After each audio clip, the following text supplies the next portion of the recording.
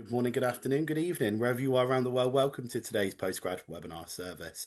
Today, we're joined by UCL, who are going to be talking to us about the postgraduate applications and funding. Sure to be an extremely popular session, talking about their own internal funding opportunities and the external opportunities that are available all around the world, also. Now, just a reminder, today's session is live. If you have any questions and you're watching right now, whether it be on social media or on Zoom, please pop your questions in the chat or the Q&A facility.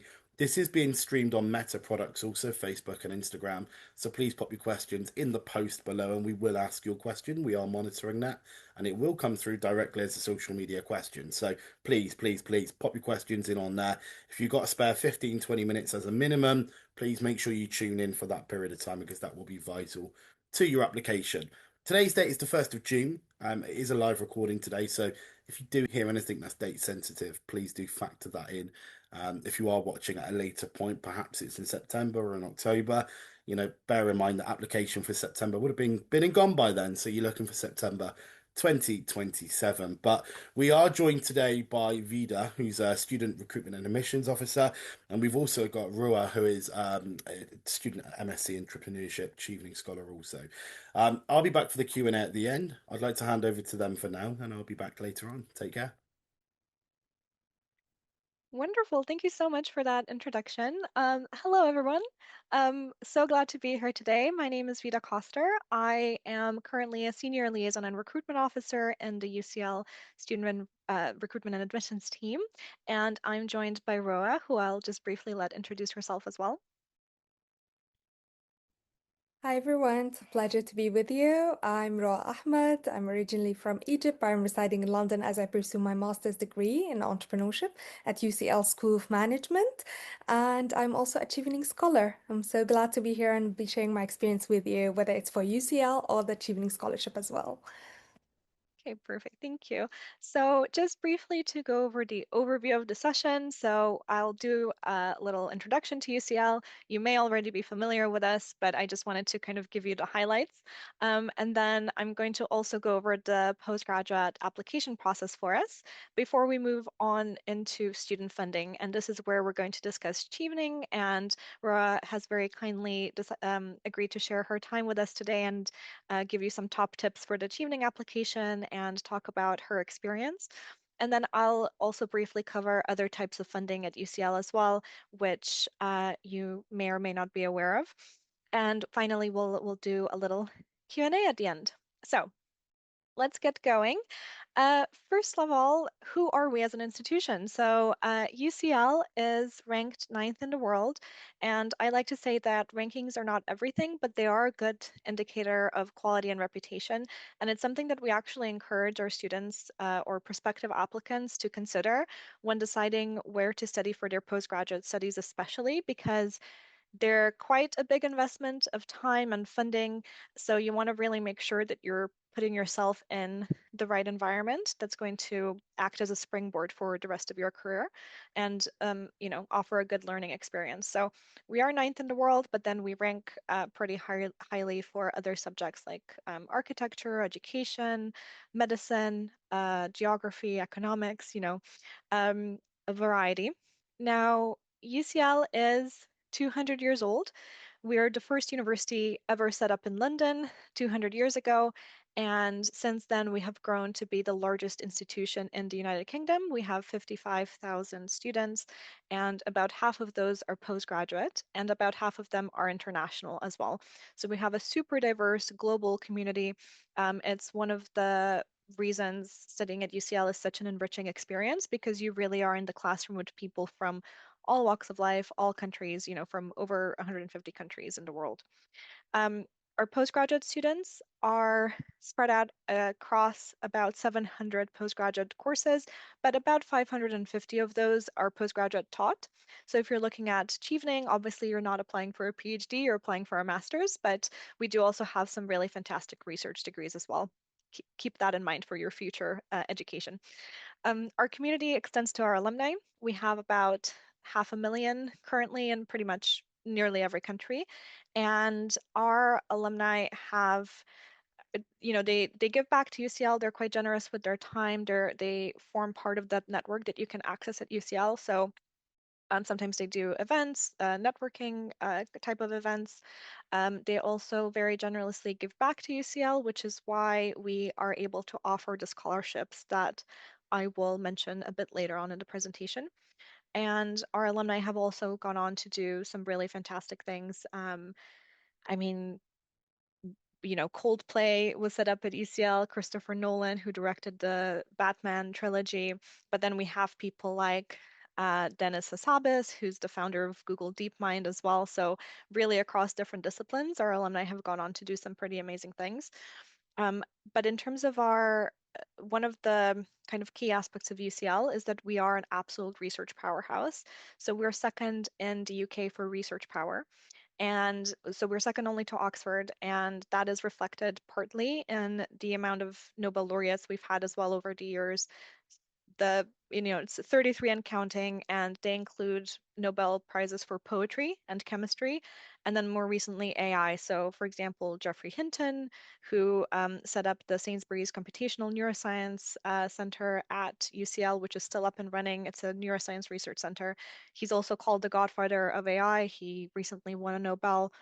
And then other research, I mean, we have about 3.2 billion pounds in active research portfolio every year. And that research is across disciplines. So we just, you may have read in the news, we have developed a new genomic test for breast cancer and treating that instead of through chemotherapy. We have effectively treated Huntington disease as well recently. So lots of research going on in the life sciences. And then the reason this is relevant is because then that gets brought into the classroom, right? So you're being taught by people who are absolutely at the top of their game and are leaders in their respective industries. I briefly just wanted to also mention we are, as you may have guessed, an interdisciplinary institution, so we don't specialize in anything in particular. We have 11 different faculties, and they're listed here on the screen. And basically, UCL is a little bit like a candy store. Like honestly, whatever you're into, whatever you're interested in, you can probably find it at UCL. So regardless of the subject that you're looking to study, it is likely that UCL will have a degree in it. So that's, brain sciences, but then that's also education and art and math and law. And really across all of those different disciplines, we invest very heavily in our research and our facilities to make sure that all of our students will get a good opportunity to make the most of their studies. So speaking of facilities, this is a few of them. So I firstly want to mention we have 17 libraries across our different campuses. We currently have 3 campuses in London, the main campus, the Canary Wharf School of Management, and then UCL East as well, which we opened a couple of years ago. Um, and across those, we have facilities like if you were doing a master's in banking, you have access to Bloomberg terminals. For a while, that was the largest educational trading floor in Europe. Then we have, if you're an artist, we have waxworking studios. We have exhibition spaces. We have 4,000 square meters of architectural kind of design studios. So really, again, regardless of what you're studying, the opportunities are there for you to have the teaching and learning spaces that will really help you apply what you're learning about in a lecture to something practical, to a practical assessment, and really develop your skills to make you career ready. And speaking of, kind of being career ready, uh, we emphasize career support at UCL. We offer a very holistic career service and we can do bespoke one-to-one support. So we have dedicated career consultants, for example, Faculty of Laws has a couple of career consultants. Then we have some in the School of Management as well, and they're dedicated to specifically helping students in that faculty. We then have a central careers team and they also have dedicated career consultants for different industries. So we have someone who specializes in civil engineering, if that's what you're interested in, and other types of industries as well. So they have that in-depth understanding of that industry. Outside of this, we can offer support in things like mock interviewing you, reading your CV. We organize skill sessions for students so you know how to network and you know how to present yourself on LinkedIn. We also work a lot with employers. We had nearly 1,000 employers come to campus last year to talk to our students directly. And that means that we have employer-led skill programs and sessions where, for example, the government or a consulting firm or a law firm will come in and they will talk to our students specifically about applying to their graduate jobs, entry-level positions, or positions for more experienced hires as well. We are currently the eighth most targeted university in the UK for graduate employment, and it's because employers know that our students are getting those skills that are needed in the world of work, not least things like creative thinking and problem solving, really good literacy and communication skills that they know will benefit their organizations. And then we also offer things like career fairs. We have an internal jobs board that will advertise internship opportunities, work experience guidance. We have sometimes exclusive opportunities for our students um, as well. So you really get a lot of support. The key is just to know that it's there and that you can access it whenever needed. And then if you're more entrepreneurial, we also have a hatchery startup incubator program, which basically means we can offer entrepreneurship support, mentoring, funding for your idea. An example here on your screen is YourQ. So it's a couple of students who developed this wearable medical device that measures patients' vitals and things like that, so they can get round the clock care basically and monitoring even outside of a hospital setting.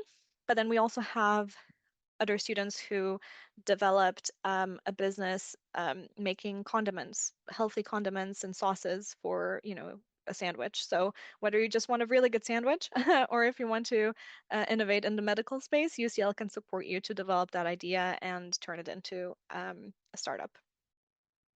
And then just briefly, we are very proud as well to be very sustainable. It's at the heart of who we are as an institution.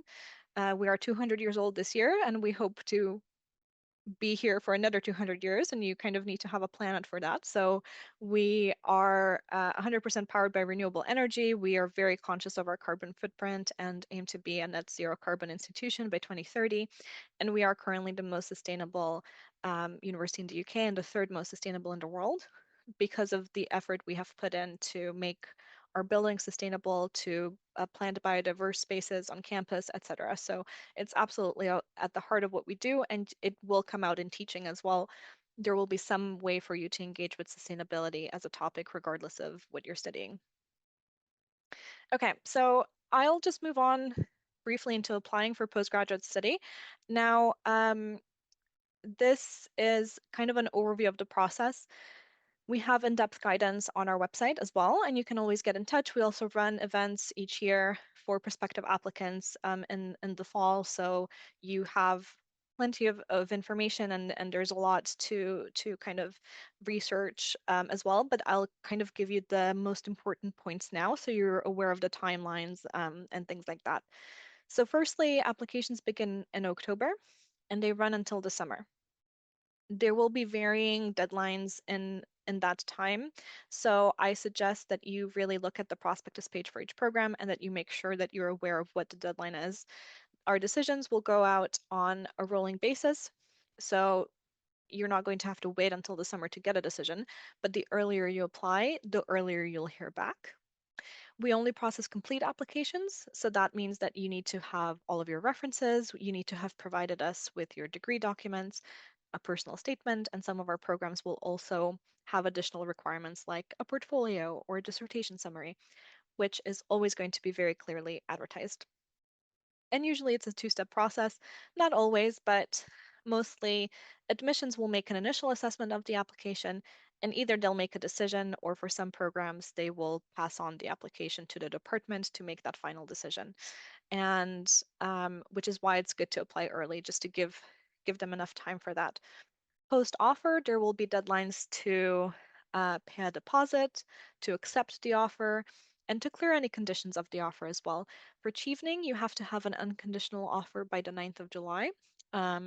So things like if you need an English test, for example, you will need to submit all of those documents to clear any conditions of your offer in good time to be able to submit the final offer letter to Chevening. Please keep in mind you have to pay attention to the deadlines. They're advertised very clearly and our processing times do vary. So to reduce stress, aim to apply in before Christmas, I would suggest. Check your inbox. We email you to communicate with you about all aspects of the admissions process. Email is the only way we will be in touch. We will not call you or anything like that.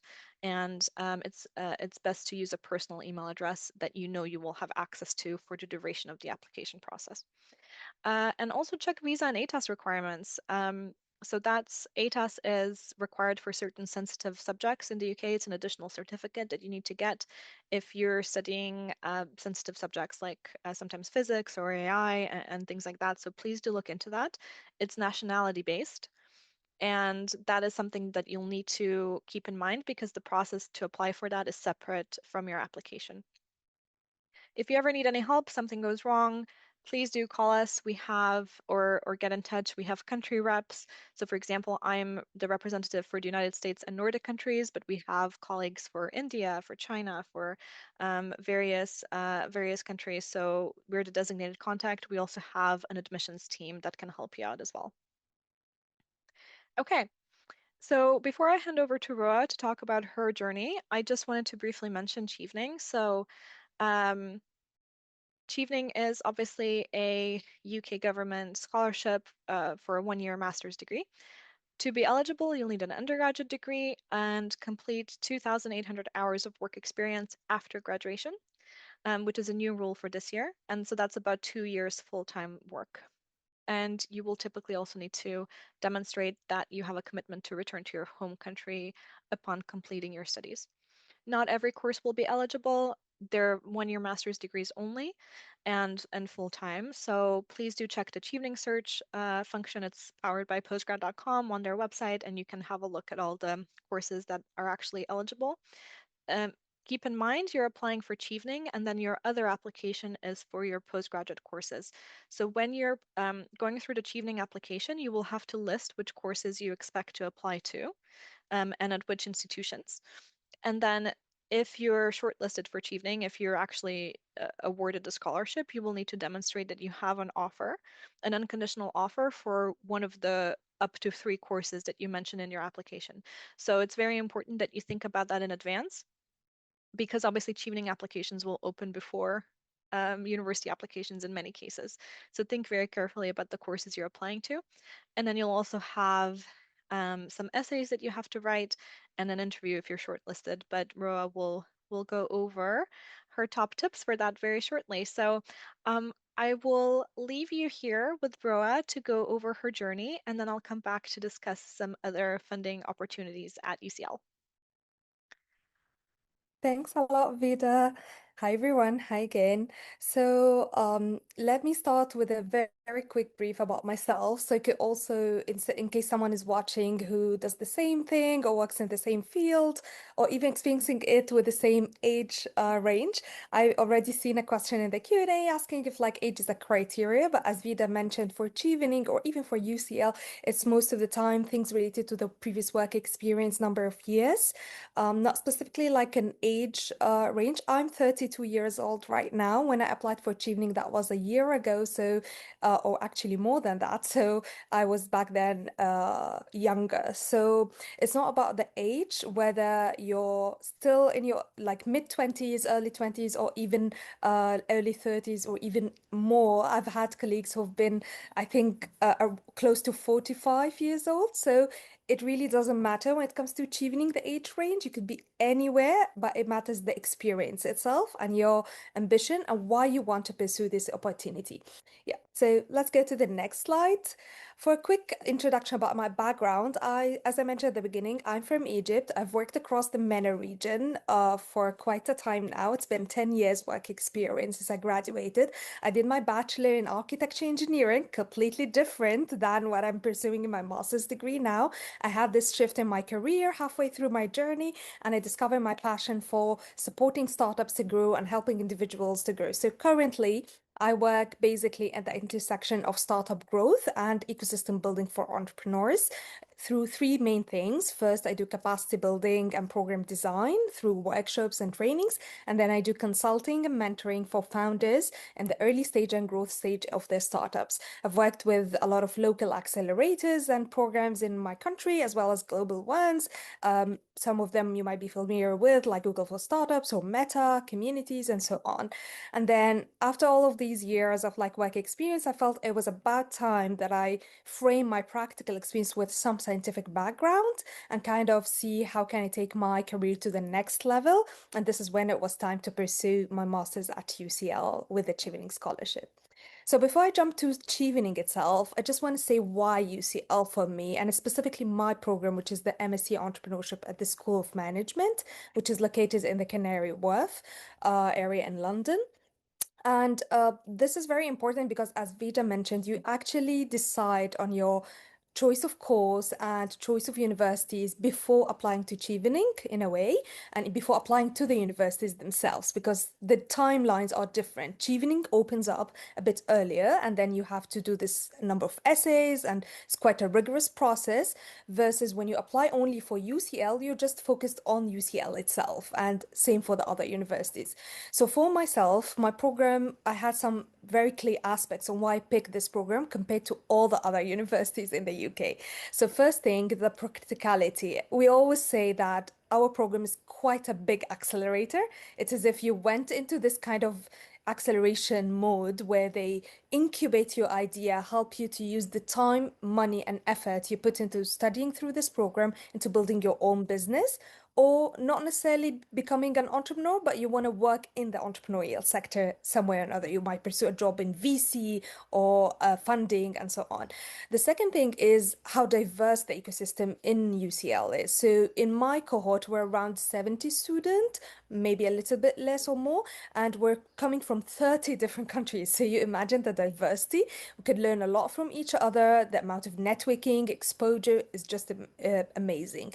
The third thing is actually the opportunities. So it's not just about studying on campus and the lectures and so on, but actually the way we are able to connect with global leaders in different corporates around us, and the campus being located in the financial hub and district of London makes a huge perk of that. So in one of the photos on the screen, you see me doing a sort of like a fireside chat with Dominic. He was a general partner at the Jefferies Bank, which is quite a big institution worldwide, and that opportunity was only available through my time at UCL.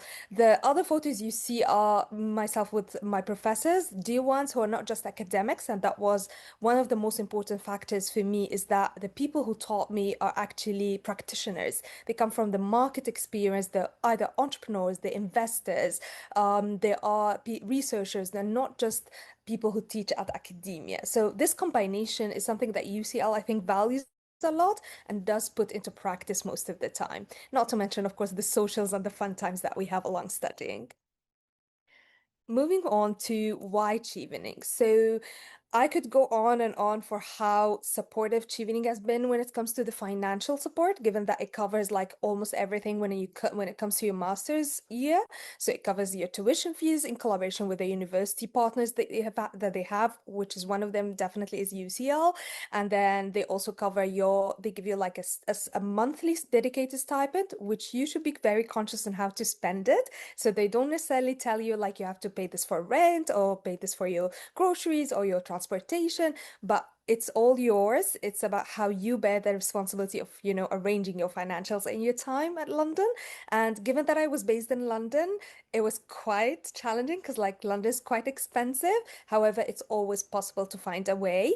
And a very small tip when it comes to financials and budgets, whether you're a Chevener scholar or even any other thing, you could always think of how to use student benefits across London or the UK. There's always something for students out there, and especially mature postgrad students. So this is definitely one thing, which is the funding support, but the most important things come after that are the network and the access to a global community. The photo in front of you was our Egyptian community of Chevening scholars when we first arrived to London, and we were hosted by His Excellency the Egyptian ambassador in his residence, and it was amazing meeting. Who actually was a Chevening scholar himself as well. So as Vida mentioned, you could see a lot of global leaders and people going to different positions and making a lot of change in the world who were actually part of your alumni community of what you're pursuing. Moving on to different aspects of how the scholarship made a difference in my year. I'm now in term three, which is almost coming to an end, sadly. But during that year, I've made friendships that are to me home away from home. I always say that because when you travel away from home for a whole year, it's quite, you get homesickness, you feel you miss your family, or you're, especially if you're coming from a country like mine, you're quite cozy when it comes to family, and we value a lot like the gatherings and stuff. So it was great to actually see this kind of friendship building up and have these dear people with me along the way, which this say very same group helped me to explore the UK. So during our time at UCL, as much as it is stressful and it is demanding, I would say, when it comes to the program and studies, you still get the time to do a lot of things outside. Moving on to the following one, this is just a glimpse of the different activities. I love hiking, I play tennis, I went to Scotland, Wales, Canterbury, Bath, different cities. So even if you're residing in London or outside of that, just remember to always that UK has a lot to offer, whether you're at UCL or even other universities. The last photo was actually from a documentary with the Chevening team. We're doing it for some of the social media ambassadors, which is something you could also apply to become once you're a part with Chevening or even with UCL. Lastly, I just want to share now some very important tips about the application itself. So, building on everything you've seen, I think Vida already mentioned a little bit about the structure and timeline. This year, they've changed a little bit in the structure and the timeline itself. So, you better always get back to the official website, whether it's for info related to the UCL course or for Chevening. But I would always start with knowing your why. So if you have this like very clear-cut purpose on why you want to pursue this master's at UCL, or why do you want to pursue Chevening as an opportunity for support, this will help you a lot, not just with the Chevening application, but also with the questions they ask you at UCL's application process or interviews. So having a why is very important. Think beyond the master's, because the master's itself is not the goal in itself. There's something beyond. The master's is just the tool helping you reach that goal. So if you are able to kind of position your answers and your narrative around this story, that will make a huge difference in finding how purpose driven you are. The second thing is the essay. So normally what hasn't changed a lot, I think the word count only is the thing that has changed in the Chevening application, but then they ask you about leadership, connections and networking, and your career plan.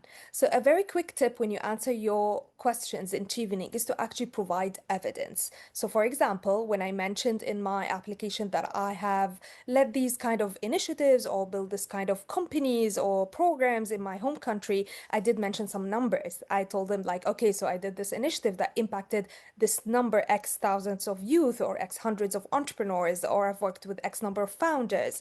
So the more you provide solid evidence, it shows a lot of credibility and adds to your story. The second thing, when you mention your answer in terms of like, how did you build your network? Don't make it very generic.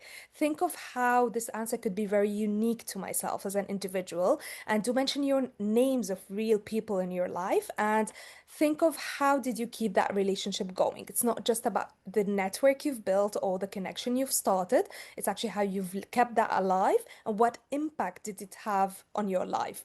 The last thing is about the career plan. My ultimate like advice is always to structure it in three phases, which is most recommended thing by Chevening, which is the short-term plan, a medium-term plan, and a long-term plan, with the ending coming back to your home country to kind of give back what you've learned and serve it back with all the learnings you've got. So the way you structure it into these short, medium, and long makes a huge difference. Shows a lot about how much you're organized and you've got this like clarity on where you're heading with your masters and the benefits you get out of this achieving scholarship support.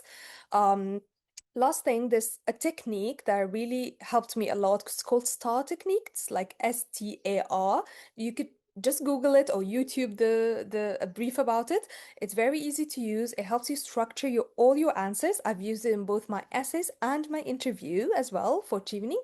And it's always very important to keep your answers aligned because they do ask you in the interview the very same questions you have written about in the essays. So it's no surprise. You just have this confidence, go in prepared, do some rehearsals before you go in, rehearse the questions, and use the STAR technique. It's really helpful to structure your answers and your stories in a very organized manner and helps you to stay focused during the interview. So this is all so far my experience. I hope you've had a quick glimpse on how the experience is and those top tips for myself that have really worked for me. And the last thing I would say would actually to always be yourself. I know it seems like, a bit cheesy, I would say, but then it is true. Like the more you go into these interviews and you more, believing in yourself and the possibility that you can get that opportunity, the better it works out for you, actually. And good luck. Thank you so much. Did you just want to maybe show the video as well, or are we going to? Yeah, sure. Let me share a screen. There's a very quick video. I want everyone to see a little glimpse Yeah, into your life it's as a tuning scholar. it's actually a very nice video about it shows the UCL campus, all campuses actually, not just mine, because my main lectures are run through the Canary Wharf one, but then we have access, as Vida mentioned, to all the libraries and most of the facilities. Okay, so let me know if the sound is working. Hi, my name is Roa, Yes, and I'm a Chevening scholar working. at UCL School of Management, currently doing my master's in entrepreneurship. And today, I'm taking you with me around UCL, which is a true city campus, spread across different parts of London, each with its own character and energy. This is UCL's Canary Wharf One, where I take my lectures every day. It's modern, fast-paced, and in the heart of London's financial district, making it a perfect spot to study entrepreneurship. And of course, nothing beats the stunning views from the highest floor. One of my favorite spots nearby is Eden Dome. It's where I come to pause between classes, get some fresh air, and recharge. From Canary Wharf, I take the tube to UCL's historic campus in central London. Walking through the Portico building, especially during UCL's 200th anniversary this year, reminds me that I'm part of a legacy of thinkers, researchers, and leaders who shaped the world. Even films such as Inception by directors like Christopher Nolan, who was also a UCL alumnus, were shot here at UCL's historic library. And then there is UCL's East Campus. It has a completely different energy, open, innovative, and future focused. This atrium with its rotating globe is one of my favorite study spots. It constantly reminds me that UCL's impact is global, and so is our responsibility as students and Chevening scholars. Chevening gave me the opportunity to be here and study at one of the world's top universities. UCL gave me the environment to grow within it. Together, they've shaped not only how I learn, but how I see my role in the society.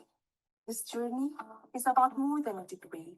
It's about responsibility, impact, and what we choose to build next.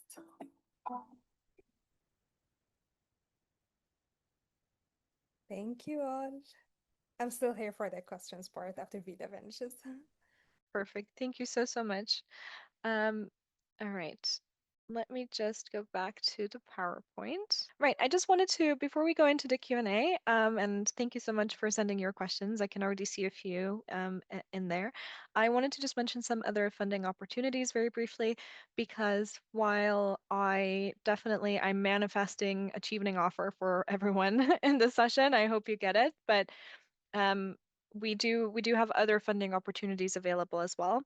And so I just wanted to highlight a few of them. So first of all, uh, we have a scholarship page, and please do peruse that in your own time. Most of our students at postgraduate level pursue what we call jigsaw funding, which is essentially where they combine different sources of funding to meet overall costs. Full ticket scholarships that cover both a stipend and the tuition fee, like Chevening, are not the most common type of funding. There's usually smaller pots of money here and there that you can combine into one and cover your studies that way. We Most of our students will piece together their own private funding and savings. They'll do some part-time work. As a student on a student visa in the UK, you can work 20 hours per week during term time. Now, whether you want to work 20 hours while also pursuing a full-time postgraduate degree, that's up to you to decide whether you have sufficient time, but that is an option. And then we have loans as well. What I would say about loans, though, is to be careful about the interest rate. They could actually prove to be a very financially difficult decision. So just if you are getting a loan, just make sure that it is a reasonable interest rate. And then we also something that I would also encourage you to look at is plenty of governments around the world have their own loan schemes. So some governments will offer loans for students pursuing postgraduate study, including internationally. So I know, for Indonesia is the first one that comes to mind for that, but there are many. So just check local government kind of loans as well. We also have, there are scholarships. In terms of scholarships, they will be based either on financial need or merit, or a combination of both of those things. And so the way you kind of approach the application process is slightly different depending on what the scholarship is. A lot of the scholarships at UCL are based on financial need, rather than being merit based, to kind of widen access to education. But then also consider that as part of that funding, you will also need to cover living costs. So the tuition fee is one element, but then you also have living costs to consider as well. And we estimate that that's about £25,000 per year for living in London, to include accommodation, food, and things like that. We have a few I guess we have a flagship scheme specifically for international students. Firstly, I'll mention we have a scholarship finder. So you put in, that's on our website there. You put in your nationality, the level of study you want to pursue, and it tells you what funding you're eligible for, what UCL specific funding you're eligible for. And the main one I want to mention for international students is the International Masters Awards. They are basically um, it's actually a group of different awards, and you submit one application. So once you've applied and once applications open for that, which is not until March, you would go into your application portal, which we call Portico, and you just submit one application, and you're then considered for funding for all of the scholarships under that umbrella of funding. So it's actually quite a straightforward process. And part of it is the Global Master Scholarship. So we have 85 scholarships available. They're £15,000 each. The deadline typically to apply is in May. Is in May. Um, what should be becoming clear here is that when we're talking about the application process, there's multiple moving parts and multiple deadlines and work streams to keep track of. So obviously you have the Chevening application, you then have the application for study, you then have to, I would suggest that you look at other sources of funding in parallel with the Chevening and the application, just to give yourself the best possible shot of being able to fund your studies. We then also have the UCL Humanitarian Scholarship, which is, we have 3 fully funded scholarships available in 2026. And this will cover tuition fees, maintenance, flights and visa costs for international students. And that's specifically for those who might be experiencing armed conflict. And so that's another one. It falls under the International Masters Awards funding as well. We then have the SESU UCL Scholarship. So That's one fully funded scholarship for 2026. And it's for very specific programs of study as well. And it's specifically designed for refugees from, refugees from or domiciled in Jordan, Lebanon, Palestine, or Syria. And again, you can apply for both of these at the same time through the International Masters Awards. But we have plenty, and these International Masters Awards are funded by UCL, but also by our alumni as well and donors. So we are very, very grateful to be able to offer this funding. But there will be additional sources of funds that you can look into. And we have something called a hoot board, HOOT board, which is essentially an online platform where when a funding body has a pot of money for to fund a course or student, they will get in touch with our student funding team, and we will advertise that external funding on this funding board online, and that can be found on our website.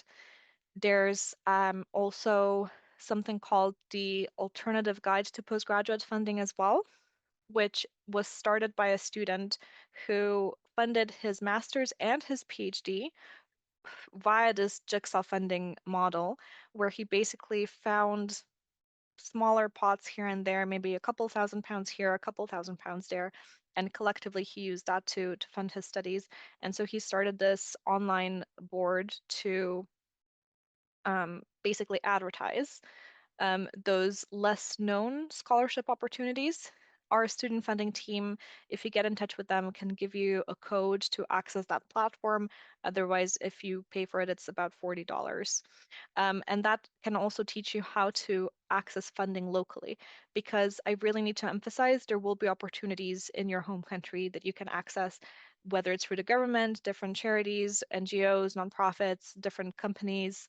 Maybe your company can offer a bit of funding if you're currently in employment and things like that. There's many different ways to find funding, and I would really encourage you to think creatively and broadly about how that may happen beyond Chevening, because as we know, as much as I hope that you get an offer there, it is quite a competitive scholarship. But there are some options here at UCL. There's options externally, and the main message here is to really start looking early.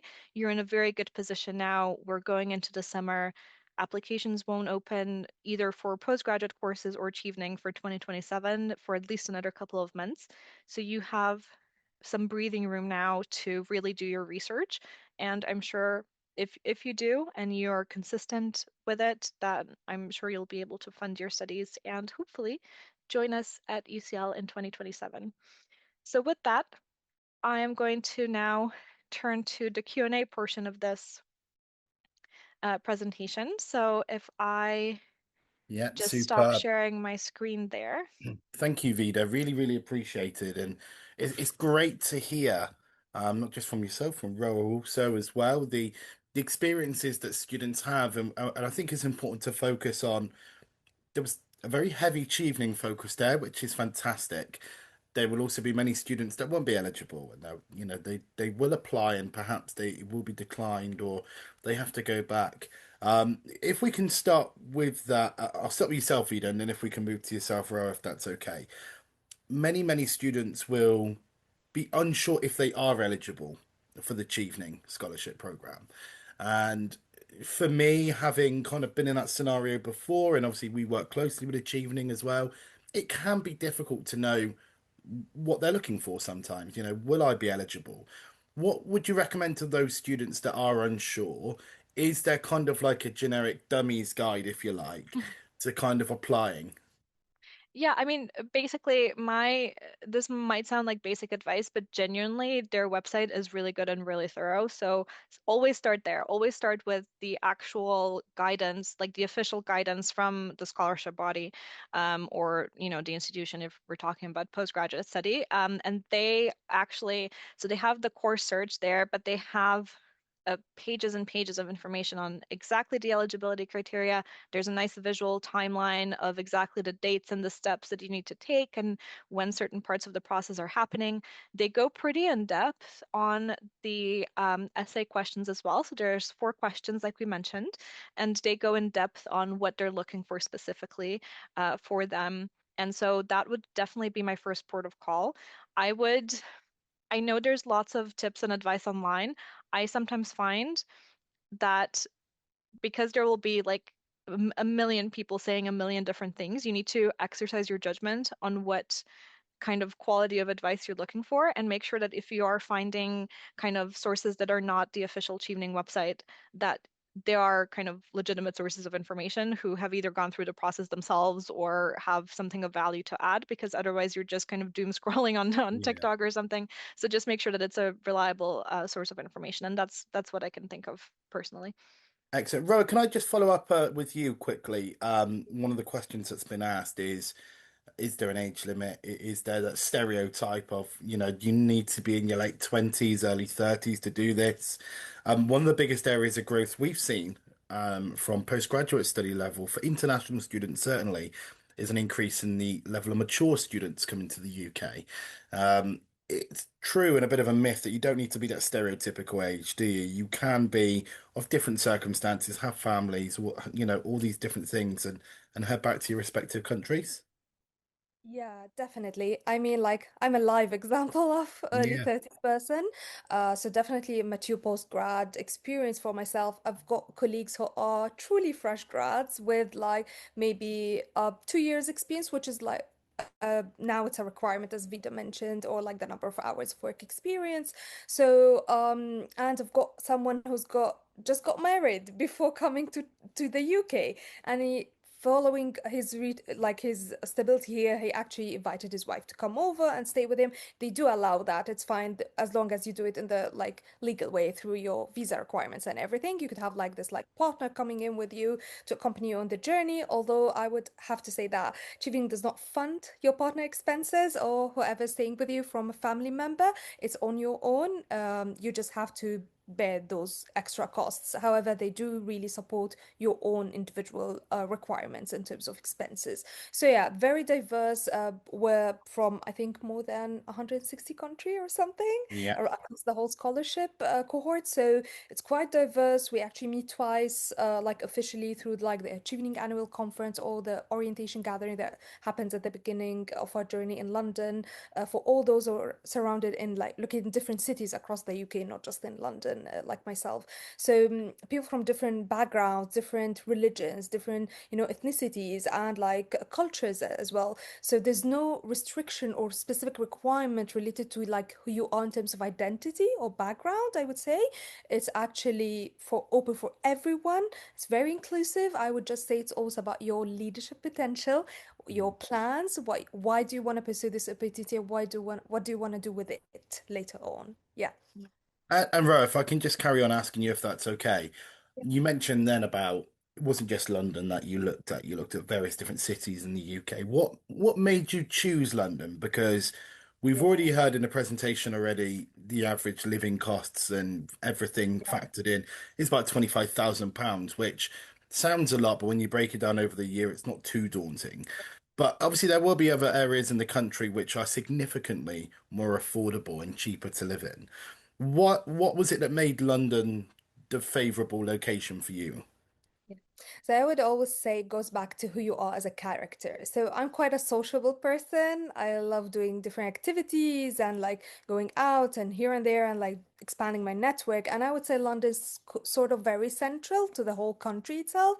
And then the resources and the abundance of networks and different kind of opportunities and the ease of accessibility to everything literally around the UK, like at the heart of London. That was one of the key reasons. The second thing, as much as I like traveling, I love the other cities, it was important for me to have this access to all the like, train stations, local hubs and spots where I can actually move across the whole country later on. So London was quite resourceful, and not to mention, of course, the the place where UCL is. Actually, UCL was my top university choice across the three choices I've submitted to Chevening. So having UCL at the heart of London was just the perfect combination for me. The last thing is actually the diversity. I used to be an architect long time ago, although I left that career very long time ago, but I still love photography, so and architecture. And I would say that every neighborhood in London is actually a quiet thing on its own. So I never got bored. Yeah. No, It exactly. And could be overwhelming for some people, but you just learn. I would echo Vida's words of like having this sense of judgment, to kind of filter when do you want to go out, when you want to close yourself on your room and just focus on your studies and stuff. So yeah. well, the great thing about London is I always say this is everyone's a new person when you meet them. But you go Yeah. to certain cities and it's everyone seems to know everybody. Yeah. We're down in the southwest of England in Yeah. Plymouth and still a big city, but you go 5 minutes and you'll see someone you've met before. You can go to London every day for the rest of your life and see people you've never met before, which is Yeah. fantastic. And just one more thing, Ro, if that's okay. Vida mentioned at the very start of the presentation about UCL being ninth in the global rankings, which, she was very quick to say, it's not all about the rankings. There are other things here. How important was the education and the rankings to you when you chose UCL? Yeah. So I think I had the same thoughts the way Vida framed it in terms of like, yes, I did look at the ranking when picking my three choices of universities to submit to Chevening, or even like when applying generally, because I did back then like consider even more choices beyond these three. And I did consider ranking, like I've had this like list of, the official websites we look at, like the QS ranking, for example, times higher education and so on. And I've had this my eyes on like the top 10 globally. But also, there are a lot of other factors because you want to look at the ranking of the whole university, but also look at the ranking of the topic or the Mhm. subject. This makes a difference. So, for example, UCL is number one in the world in terms of education. The IUE that we have is a very strong institute and so on. It might not be number one when it comes to other specific topics, but then it's well ranked globally, overall. So I think it goes back to asking the right question of what does the ranking, how does it matter to you as an individual in your home countries and in your sector? So in some sectors like consulting, or for example, in entrepreneurship or business and so on, might be different than medicine or engineering or law. So I think it's very important to look at the field and the sector and the community you're operating in your career and see how is this ranking really relevant to how things are being positioned and perceived. But as an overall perspective, like think I've come to find through after like almost a whole year in UCL, is that this global ranking did make a difference globally for me. So like if I just mentioned that I'm part of UCL's network, or I'm a student there, or I'm coming an alumni soon, it differs in terms of like the how things are perceived in terms of my education and positioning. So I think this would definitely affect employment later on, or career opportunities, or for some access to certain like benefits and opportunities that UCL could offer post graduation.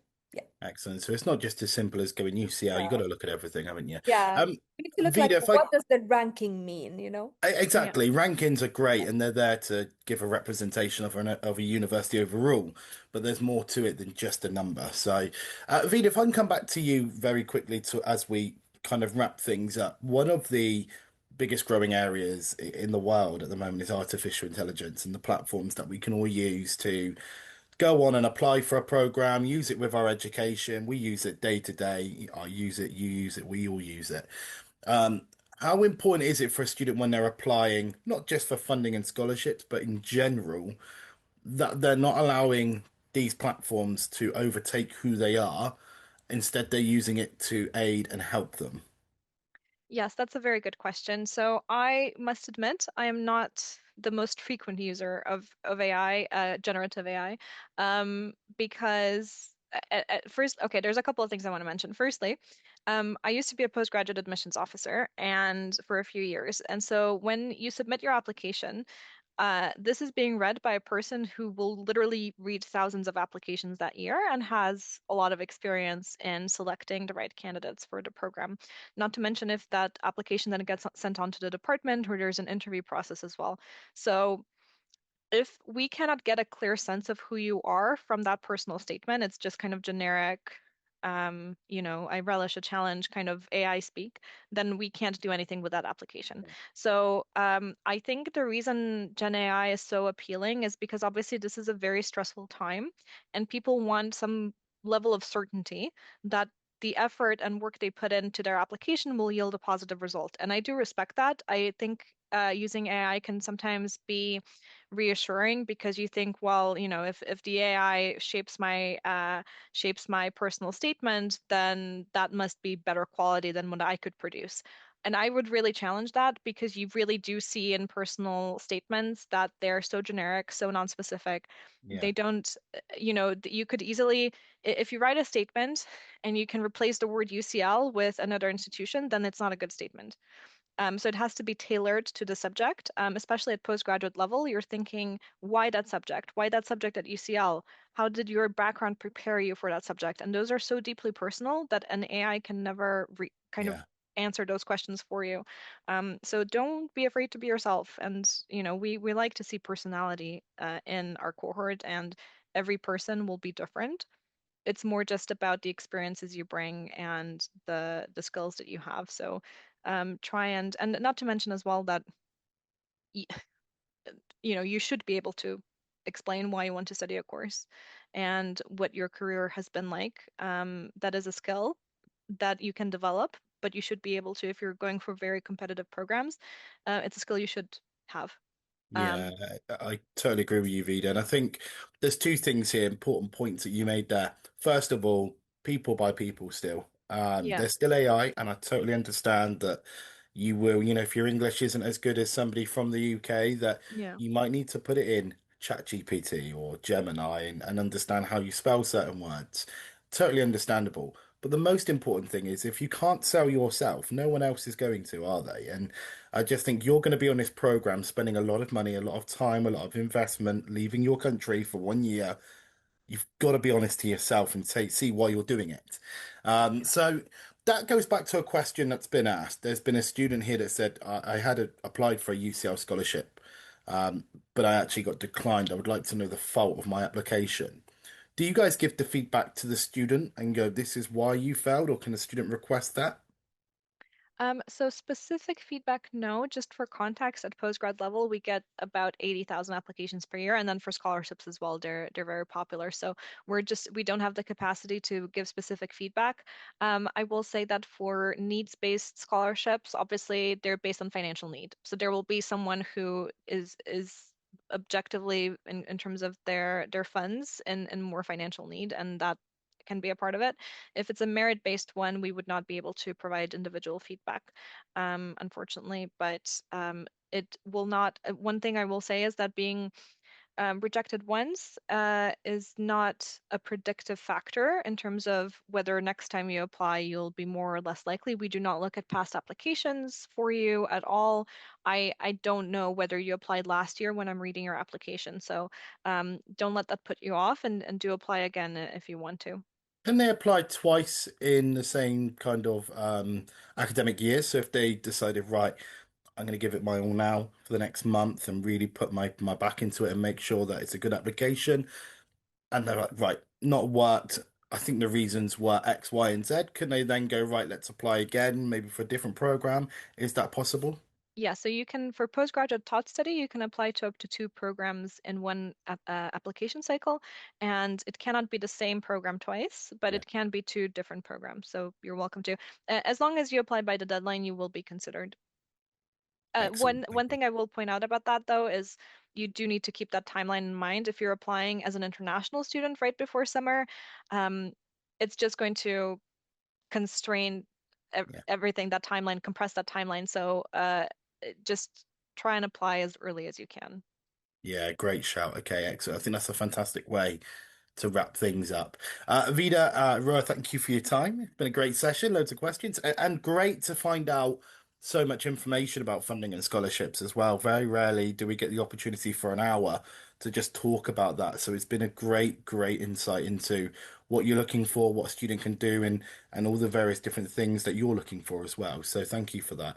To the students watching, today's the 1st of June. Just a reminder, if you are watching on demand and you have any questions, please, webinars at postgradsolutions.com is the best place to do so. And if you have watched live today and you'd like a certificate of attendance, we do offer so. Please email webinars at postgradsolutions.com with your email address, telephone number, name, along with the webinar that you have watched, and we'll get that one sent over to you. But for now, from us, from UCL as well, a huge thank you, and we look forward to seeing you at UCL in 26 or 27. Take care. Bye-bye. Bye.